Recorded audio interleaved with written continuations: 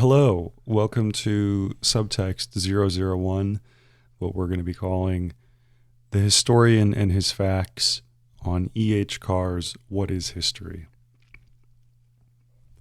Right off the bat, this might be a bit of a shock to you, but we're going to be talking about E.H. Carr's book, What is History, today. Just like the fastest background on Carr is that he was born in 1892. He was a reputable 20th century historian, mostly known for his 14-volume History of Soviet Russia, and additionally this book here as well, What is History, which has become kind of a seminal text in contemporary historiography. And just like a mild disclaimer before we get going, I'm not an expert in anything, and frankly, I'm not even formally educated. I'm just purely an autodidact. I'm just going to be presenting the information from the book that I found the most interesting to you in a way that I hope is engaging. Anyways, we'll get into it now. So he starts off the book asking the titular question, what is history? And a bit of a typical rhetorical move, except he doesn't give a provisional answer until quite a bit later on in the chapter. And instead, he immediately goes on this kind of strange defensive.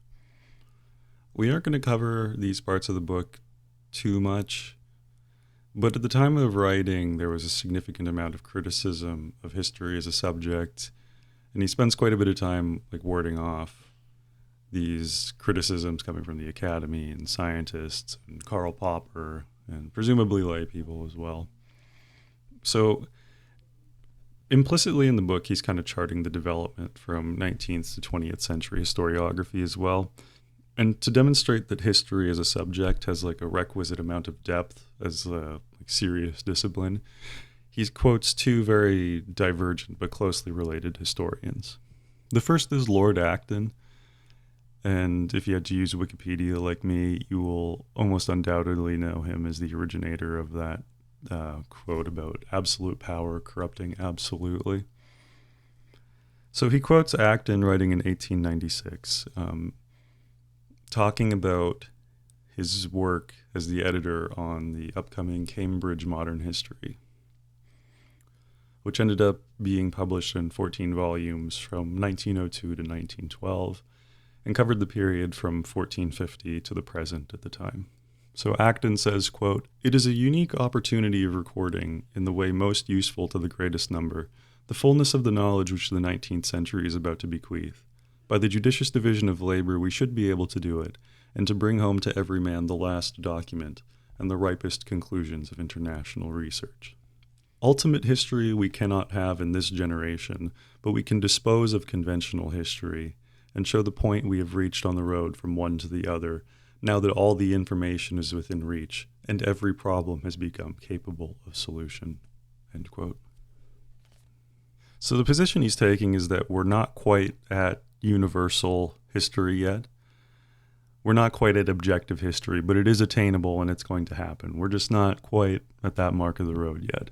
All the information for us to be able to produce objective history is available to us. All the questions can be answered, and we're kind of approaching this finality. All the facts are available to us. Later on, Carr quotes him again in instructions to his writers on the project as saying that their version of the Waterloo should be able to satisfy everyone, the English, the French, and the German, etc. So there's this, he's gesturing towards this idea that there's this absolute truth of history that isn't dependent on cultural context, right? So the second quote that Carr gives to show these divergences is Sir George Clarke writing in 1956, who happens to be another editor of the exact same publication, but this time the new Cambridge Modern History, which was again published in 14 volumes and from the 50s to the 70s. So Clarke says, quote, "Historians of a later generation do not look forward to any such prospect. They expect their work to be superseded again and again. They consider that knowledge of the past has come down through one or more human minds, has been processed by them, and therefore cannot consist of elemental and impersonal atoms which nothing can alter. The exploration seems to be endless, and some impatient scholars take refuge in skepticism, or at least in the doctrine that since all historical judgments involve persons and points of view, one is as good as another, and there is no objective historical truth." So when we get to Clarke post-Acton, we have kind of undergone a epistemic 180 in our orientation towards history. You know, we go from a worldview where objective historical truth was not only possible, but it was about to be attained, to a very skeptical view where not only the history that we write is written with the understanding that it will be superseded, and not only that, there's also people who have just completely lapsed into relativism due to the inherent subjectivity involved in the production of it. A little bit later on, I'm going to touch on what exactly changed between Acton and Clark's time period to give two Englishmen working on the exact same project such differing opinions, but we'll move on for now. So again, Carr's like trying to demonstrate the depth of the history as a subject, by first being like, hey, we're capable of self-critique. Our opinions change over time. We don't really buy into this whole objective history thing anymore. And secondly, he's kind of showing like, hey, we deal with like pretty big stuff as well. Like we're not just navel gazing endlessly, right? And as I said, Carr's kind of wanting to chart this development from this universal view of history to the much more perspectivist model from the 50s and 60s. And as an outcropping of these older empiricist views, there still exists what Carr calls the common sense view of history, which we're going to talk about now. So for the sake of explanation, let's imagine you go out onto the street and you go up to the first person you come across and you say to them, "What is history?" The first response you're going to get from them is likely telling you to fuck off and to stop being weird. But for the sake of the thought, let's just say they engage with you. What they're likely to tell you is that history is the past, right?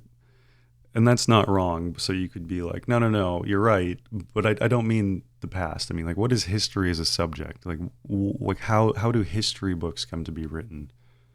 What happens there? And it's probably going to require some hashing out, but likely what they think is that there is just, a certain amount of facts out there about the past, and then the historian looks into them and collates them and then writes them into a book or whatever.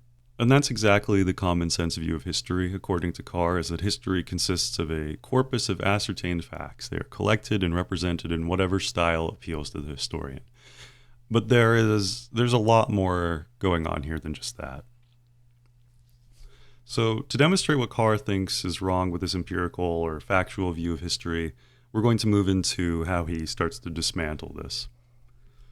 This is what I've called the great winnowing. He uses the term winnowing once, and I've just kind of zeroed in on it because I think that it's a pretty illustrative word for what goes on here. I'm going to commit quite a large faux pas, I believe, in just moments into my first public lecture of sorts, and quote extensively from the book, because I think that it's the most exemplary and also engaging part of the book, despite only being 16 pages in. So I'm going to read to you this several-page excerpt talking about the Weimar foreign minister Gustav Stresemann. Quote, "Let me illustrate what I am trying to say by an example which I happen to know well.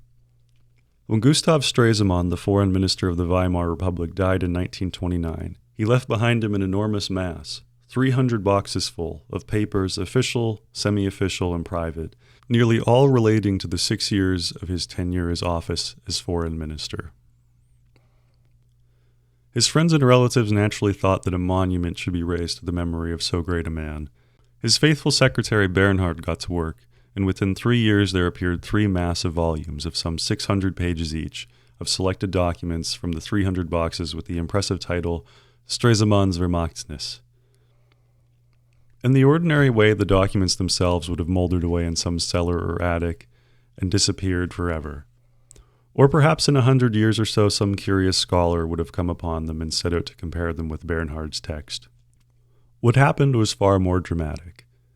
In 1945, the documents fell into the hands of the British and American governments, who photographed the lot and put the photostats at the disposal of scholars in the Public Record Office in London and in the National Archives in Washington, so that if we have sufficient patience and curiosity, we can discover exactly what Bernhard did. What he did was neither unusual nor very shocking. When Stresemann died, his Western policy seemed to have been crowned with a series of brilliant successes. Locarno, the admission of Germany to the League of Nations, the Dawes and Young plans, and the American loans, the withdrawal of Allied occupation armies from the Rhineland. This seemed the important and rewarding part of Stresemann's foreign policy, and it was not unnatural that it should have been overrepresented in Bernhard's selection of documents. Stresemann's Eastern policy, on the other hand, his relations with the Soviet Union, seemed to have led nowhere in particular, and since masses of documents about negotiations which yielded only trivial results were not very interesting and added nothing to Stresemann's reputation, the process of selection could be more rigorous. Stresemann, in fact, devoted a far more constant and anxious attention to relations with the Soviet Union, and they played a far larger part in his foreign policy as a whole than the reader of the Bernhard selection would surmise. But the Bernhard volumes compare favorably, I suspect, with many published collections of documents on which the ordinary historian implicitly relies. This is not the end of my story. Shortly after the publication of Bernhard's volumes, Hitler came into power. Stresemann's name was consigned to oblivion in Germany, and the volumes disappeared from circulation. Many, perhaps most of the copies must have been destroyed. Today, Stresemann's Vermächtnis is a rather rare book. But in the West, Stresemann's reputation stood high. In 1935, an English publisher brought out an abbreviated translation of Bernhard's work. A selection from Bernhard's selection. Perhaps 1/3 of the original was omitted. Sutton, a well-known translator from the German, did his job competently and well.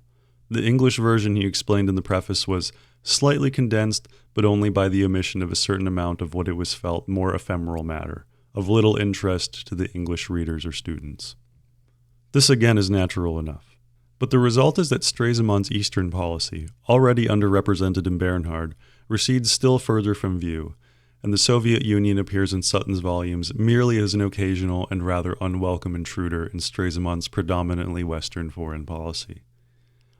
Yet it is safe to say that for all except a few specialists, Sutton and not Bernhard, and still less the documents themselves, represents for the Western world the authentic voice of Stresemann. Had the documents perished in 1945 in the bombing, and had the remaining Bernhard volumes disappeared, the authenticity and authority of Sutton would never have been questioned. Many printed collections of documents, gratefully accepted by historians in default of the originals, rest on no securer basis than this. But I want to carry the story one step further. Let us forget about Bernhard and Sutton, and be thankful that we can, if we choose, consult the authentic papers of a leading participant in some historical events of recent European history. What did the papers tell us? Among other things, they contain records of some hundreds of Stresemann's conversations with the Soviet ambassador in Berlin, and of a score or so with Chicherin. These records have one feature in common. They depict Stresemann as having the lion's share of the conversations and reveal his arguments as invariably well put and cogent, while those of his partner are for the most part scanty, confused, and unconvincing. This is a familiar characteristic of all records of diplomatic conversations. The documents do not tell us what happened, but only what Stresemann thought had happened, or what he wanted others to think, or perhaps what he wanted himself to think had happened. It was not Sutton or Bernhard, but Stresemann himself, who started the process of selection. And if we had, say, Chicherin's records of these same conversations, we should still learn from them only what Chicherin thought. And what had really happened would still have to be reconstructed in the mind of the historian. Of course, facts and documents are essential to the historian, but do not make a fetish of them. They do not by themselves constitute history. They provide in themselves no ready-made answer to this tiresome question, what is history? So let's recap what we went through with that excerpt. So Stresemann passes away, he leaves 300 boxes of documents, right? And I just want you to think about, you probably have a banker's box somewhere in your life or somewhere, at home or somewhere nearby. And I want you to think just how many pieces of regular 8.5 by 11 paper can fit inside a banker's box, for instance. Naturally, when Bernhard goes to edit these volumes together, he can't include all the thousands and thousands and thousands of pieces of paper that inhabit those boxes. He makes selections, and he has reasons for what he chooses, right? But he gets to 1,800 pages, so that's quite a lot. But the important thing to know is that he has his own agenda in this, and that he wants to present, his former boss in the best light possible. Then the exact same thing happens with the translation. When Sutton goes through it, he decides what he doesn't think is going to be super relevant for an English-speaking audience, or even just of interest, right? But this doesn't start with Bernhard or Sutton. This goes all the way back to Stresemann himself, right? Because he decides what to include, how to portray himself, how to portray others. And he certainly threw out certain things that he doesn't want other people to see. So in these three layers of selection, going from Stresemann to Bernhard to Sutton, is why Carr is a skeptic of the common sense view of history. History is an aggregation of facts. Let's focus on one of the last lines of that section. He says, "Facts and documents do not by themselves constitute history." And what does that mean? I'm sure by now you might have a good sense of why that's the case after that excerpt I just read out, but let's zero in on it a bit. Carr brings up one of what he calls the neglected truths of the historian R.G. Collingwood, and that's facts never come pure. Facts are always refracted through the mind of the recorder, and then by extension, of course, the historian taking it up later. So that means in every step of the way, there's always subjectivity involved. There's always evaluation, attrition, all the way down from the event happening to the documentation, and then the historian processing it. So let's take a minute to think about this. This is something Carr brings up as well. Think of the Middle Ages and what we know about the Middle Ages. Were the Middle Ages as religious as we think they are? Or were all the facts that were put together by monks in the annals only operating from their religious perspective? Right? Because we don't really know. We know what monks in the Middle Ages thought. We don't know about what other people thought about the monks, for instance, etc., etc. It's turtles all the way down, right? So the point is that everything, not just Stresemann's documents, go through this process of selection and attrition, discarding. And also remember that Carr went out of his way to say, this is actually a pretty not bad situation as far as documentation goes. This very same thing then happens with the historian when the documentation goes across his desk. And in that final step, there's a hard delineation to make. And that there's historical facts, and then there's unhistorical facts about the past. For an example of a historical fact, we'll start with something that everyone's at least heard of, right? It's Caesar crossing the Rubicon, which was kind of the official beginning of the Civil War in Rome. What then is an unhistorical fact about the past? It's each and every time someone else has crossed that same river since Caesar did it. So then, how does a fact become historical? In short and briskly, it's because the historian decides that it is, and we'll talk about this more in a second. A historical fact has a bit of an informal peer review of sorts. Say, a fact becomes canonical when it's taken on by a historian as being a proper historical fact. It says, that this is important, there's some sort of utility to this being preserved as important, so he puts it in his manuscript and it gets published. It will then be kind of at the discretion of other historians, whether it becomes a decisive fact for them as well and enters into the annals of history, or it can just as easily then pass back into the territory of the unhistorical if it's disregarded or is not seen as having utility by the others, or just it doesn't help increase the understanding of the events that it's related to, etc.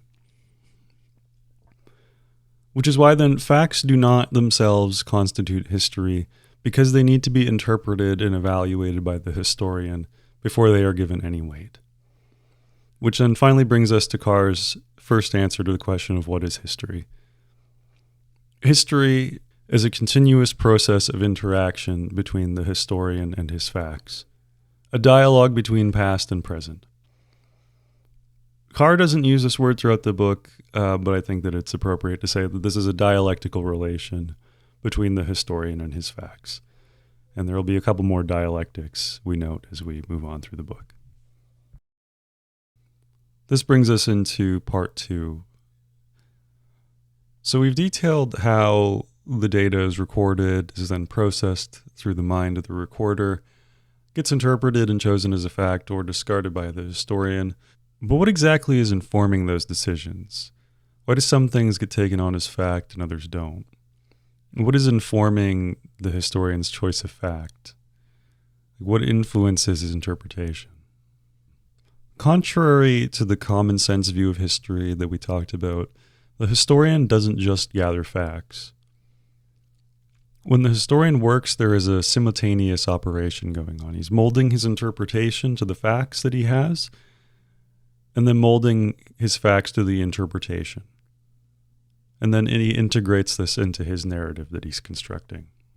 There's a quote from Carr explaining this. He says, quote, "But I am convinced that, for any historian worth the name, the two processes of what the economists call input and output go on simultaneously and are, in practice, parts of a single process.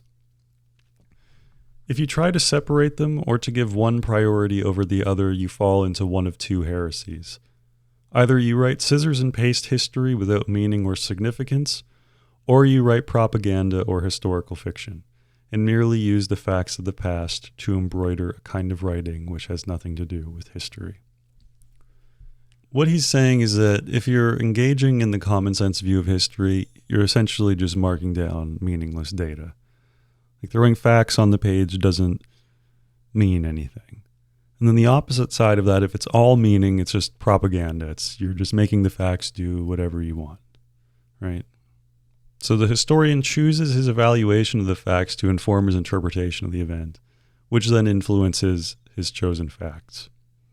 Let's step back for a moment and think about this talk that I'm giving you right now. This isn't exactly history, but the processes that it's passed through aren't significantly different from the process of the historian, right? Because I've read the book several times and I've decided what to put in and what to take out and what to emphasize and what things are more engaging elements to focus on, etc. And then this recording too has went through a process of selection and winnowing. Because honestly, there are things that I've consciously decided to leave out from the book that I just don't think are, interesting or relevant to our understanding of it currently. So what exactly then is informing my decisions and my interpretation of the text? Is it solely me and my own proclivities and my agenda? No, because I, like everyone else, including Carr, reside in an inescapable cultural framework.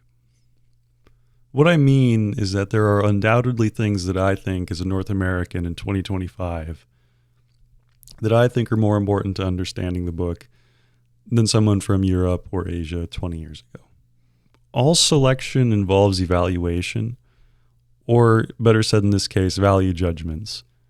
And values are conditioned and are not really available sans context, right? So then the historian is unable to be divorced from the context that he is working in. Carr asks the question, how far are historians single individuals and how far products of the society in their period? And he says that the historian is both an individual and a social phenomenon. And that's not exclusive to historians, obviously.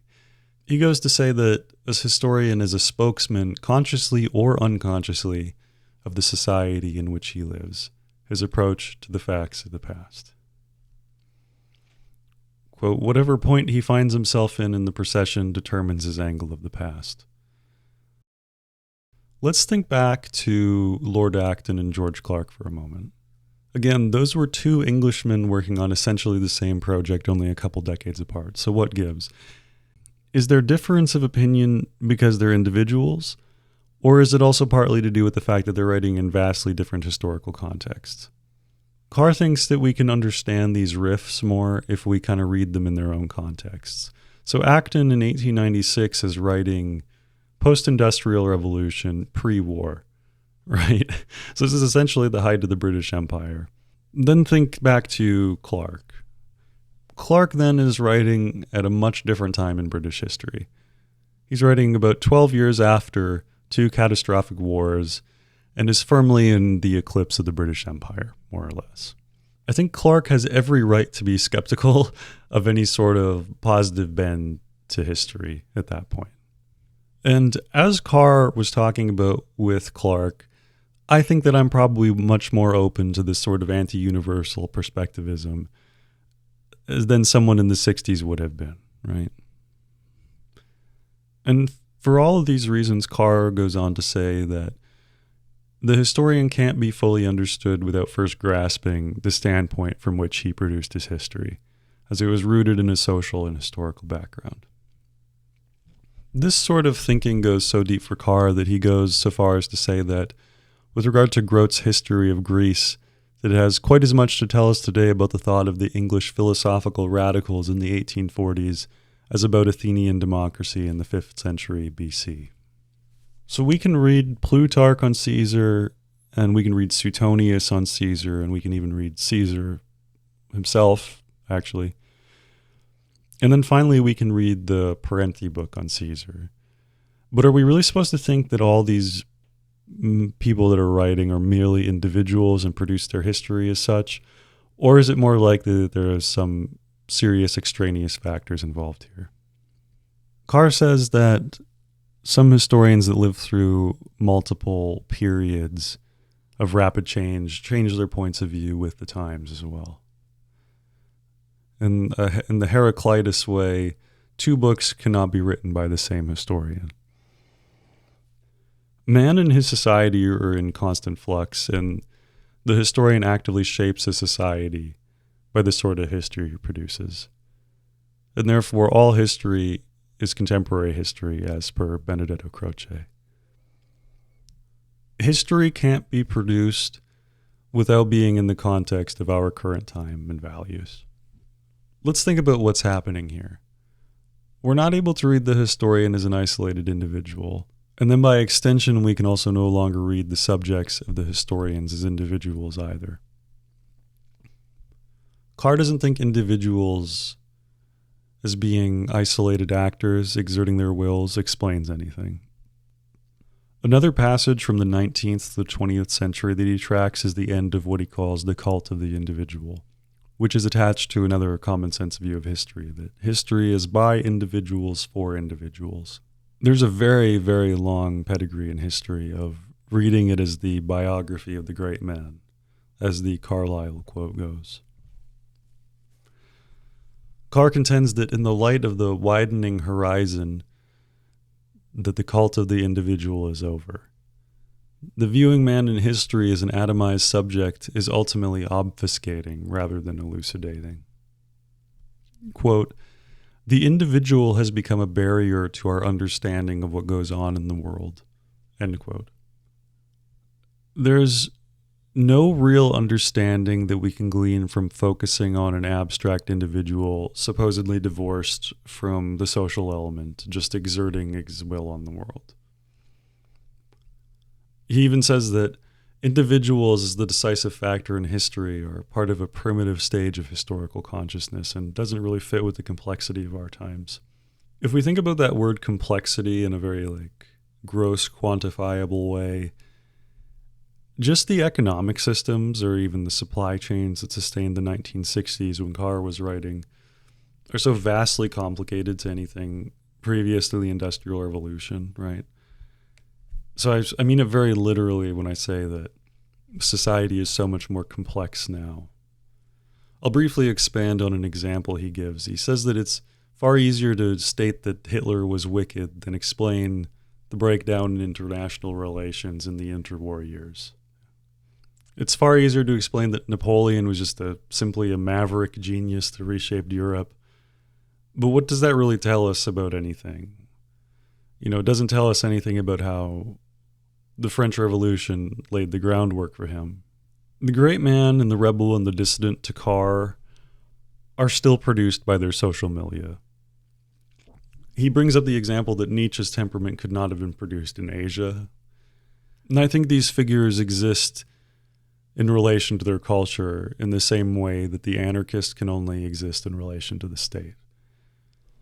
So this is Carr's second dialectic. It's between man and his society. they're both constantly in a state of reciprocally molding each other. And then by extension, the historian and his historical and social contexts. So this is where we get into part 3. Let's start with a quick recap of what we've covered so far. We talked about the processes of facts and attrition and winnowing, and how those processes are never pure and always filter through the mind of the recorder, how the historian takes this data, evaluating it, interpreting it, while deciding what will become to him a historical fact and what will be cast out as unhistorical, all to the dictate of not only himself, but to his broader social and historical context. So getting towards the end of hashing out what I wanted to talk about with this book, I started feeling like I'd staged a pretty in-depth rug pull on whoever was listening. So I think it's time to kind of put up some fresh scaffolding for our now hopefully more mature understanding of history. I'm sure you have someone in your life that goes on about this from time to time. This is a very common midwit thing you hear way too often, with someone whinging on about how history is whatever because it's only written by the victors or something. And it's like, yeah, that's partially true. But I hope that I've showed you the situation at large is like so much worse than that. It's like, if only you knew how bad things really were, right? But we've established that both facts and historians are contingent. So throughout this, I hope you've wondered, like, what is the use of it then? But nothing of what I've talked about or explained with regard to the text should give you the sense that there isn't some sort of value to history, because there is a limitless value to it that's available to us in studying it, regardless of the contingencies involved.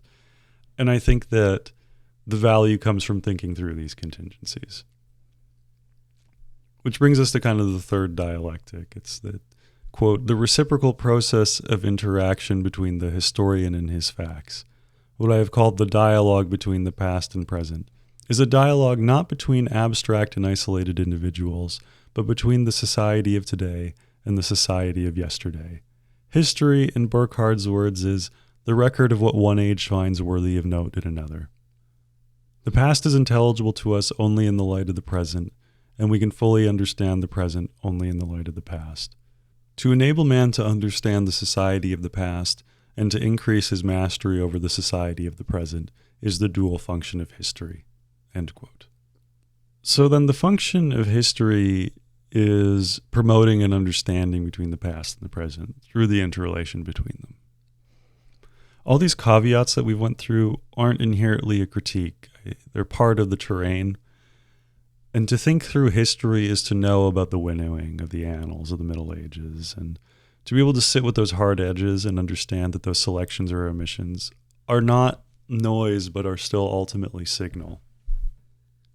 It's signal to understand that we may be getting a skewed view, but we not even may, but we are getting a skewed view.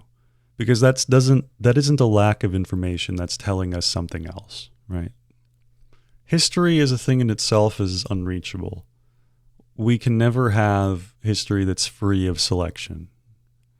But we can still understand previous times via negativa in that sense.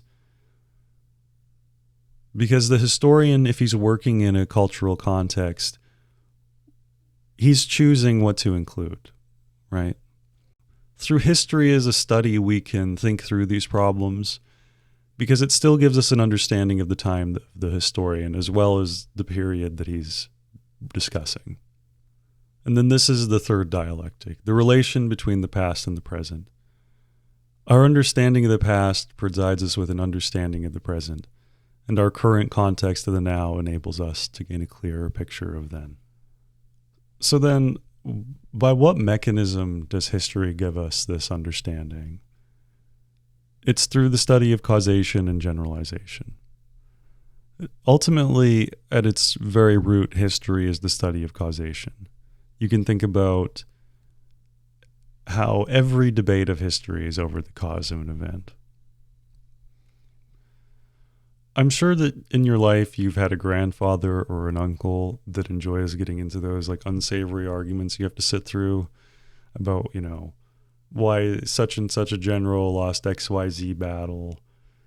And what they're bickering about is the causes, because it's like, well, if the weather was better that day, and it's like, well, maybe not, because someone else. Well, it's like, well, no, if the other side had better intel, then, et cetera, et cetera. When we say the word history, it conjures up this like much grander scale of like geography and time than it necessarily has to. Is just on the everyday we interface with history on the micro level. With regard to causation, let's think about, you've definitely had like friends that have broken up, and you can listen to both sides, and they're going to tell you this piece of information and that piece of information, and you're getting fractured elements from both of them. And just like the historian, you take these pieces of information and you interpret them, and then you enter them into like the hierarchy of causes, right? And with that hierarchy of causes, you weigh that against your interpretation, and it gives you some sort of idea of what actually caused it. History and causation is essentially that, just scaled up on a much more macro scale than your friends breaking up. In causation, we come up against this hard distinction between what is true and what is true but does not explain anything. This should sound similar to our previous explanation of historical and unhistorical facts. Let's stick to the breakup example, maybe with some people you don't know as well.